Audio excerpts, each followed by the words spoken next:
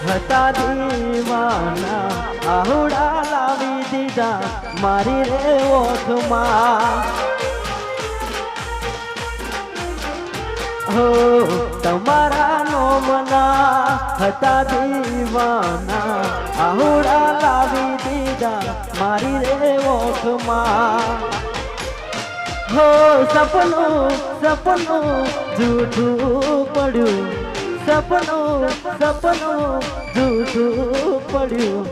તારા વિના મારે રહેવું પડ્યું હે તારા વિના મારે રહેવું પડ્યું